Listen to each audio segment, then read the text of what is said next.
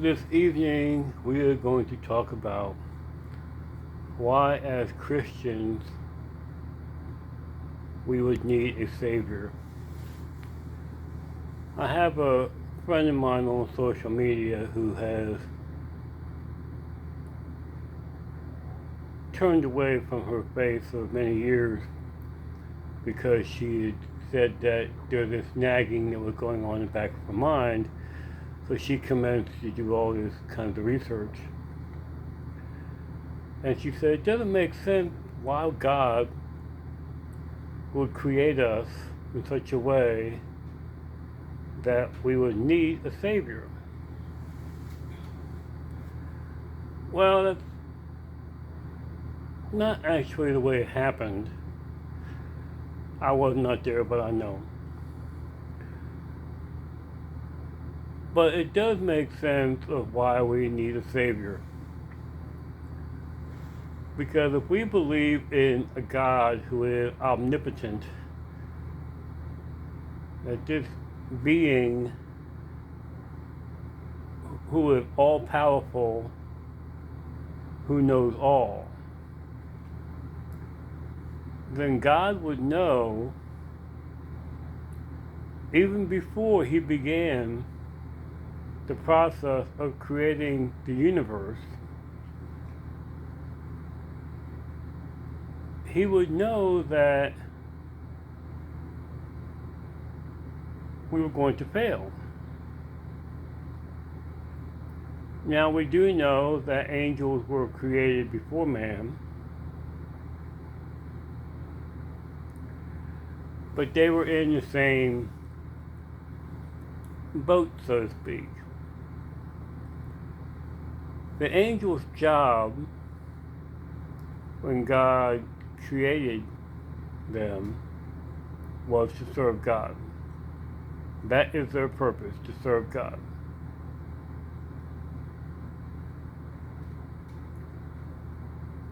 But he did not want robots. He wanted them to do it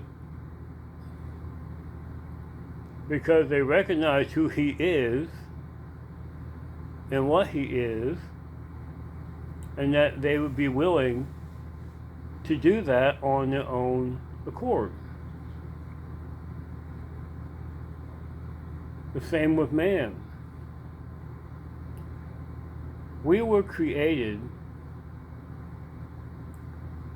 to have a fellowship with God, on a more closer level than the angels. I mean, the angels are there to serve, but we're there to fellowship with God.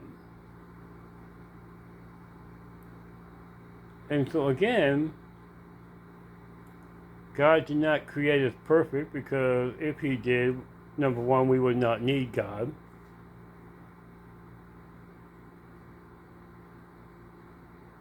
And number two, we would be like robots. He wanted us to fellowship with him because it's the right thing to do. So just like the angels, we are given free will. We have a choice of what we're going to do. We can either serve him willingly or turn our backs on him, like many have done today.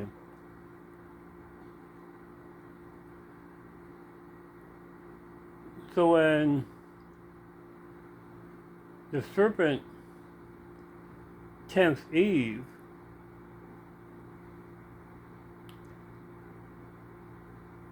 and she takes and eats from the tree,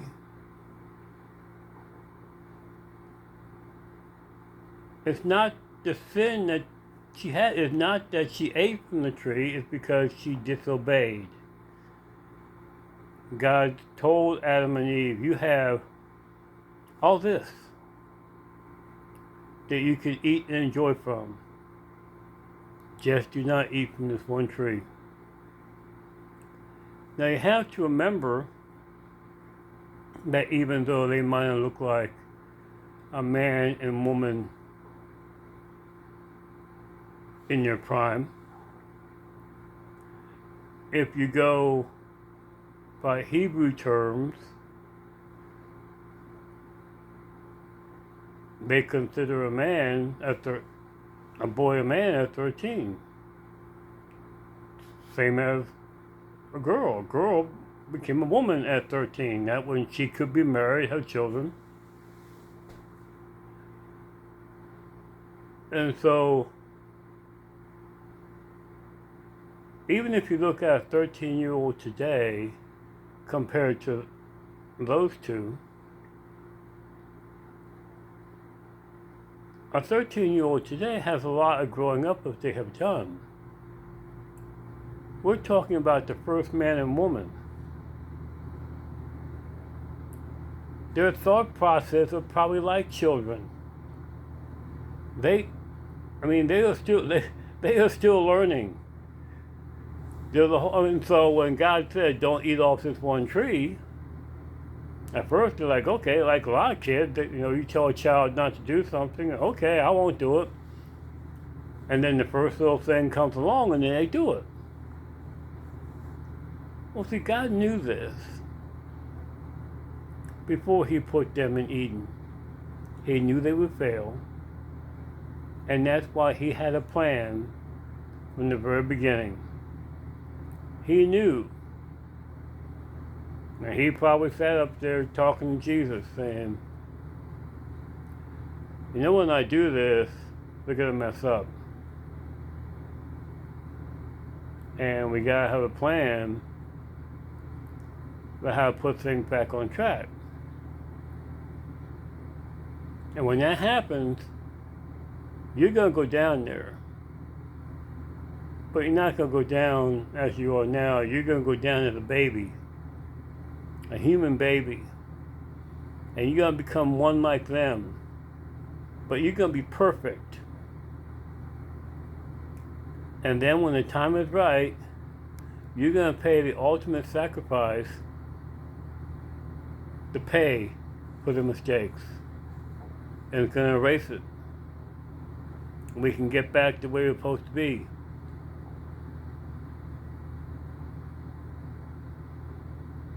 And that's why Jesus died on the cross. That was God's plan from the very beginning.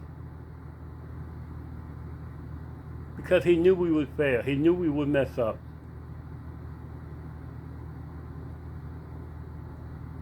And we didn't let Him down in that. But the point is now that Jesus had came and He had paid for our sins. Now we need to be living for Him. The Savior came and saved us once. And He said He was coming back. The disciples at the time said, "Well, how we know when it's going to be?" And Jesus told them all the signs that they could expect before His return. And if you look at the world around us right now, if you even look at the United States of America, which was once considered the greatest country in the world,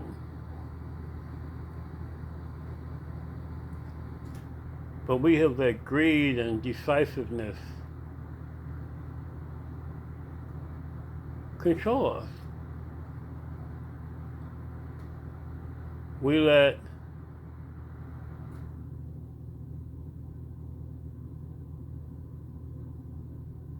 when I was in elementary school, I still remember in first grade us having prayer in school and Bible reading in class. And our teacher, every morning, she'd pick a different student, and that student would sit up beside her as she read the passage from the Bible, and then the principal would come over the loudspeaker and say the prayer. And I liked that. I found comfort in that. But they took that away from us. Now they're telling children that you can pick what gender you want to be when you're at age 3. They can't even dress themselves when you're saying pick what gender you want to be.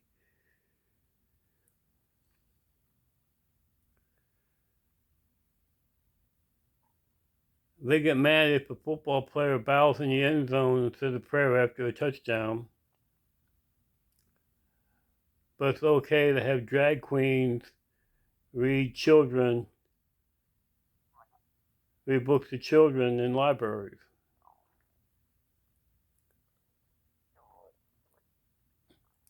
Things that have always been wrong,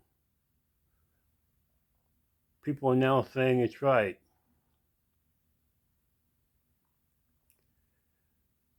Why do we need a Savior?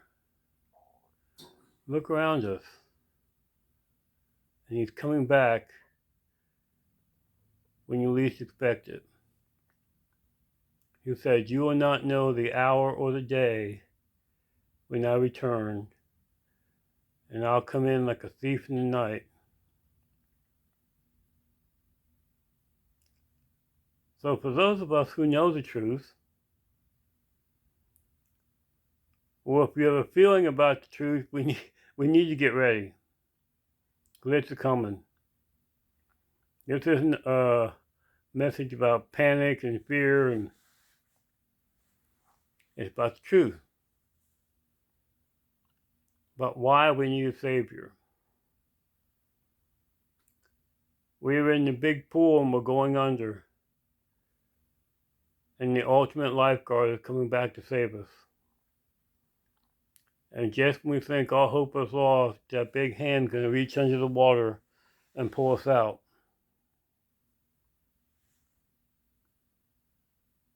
Why we need a Savior? I think you know. God bless.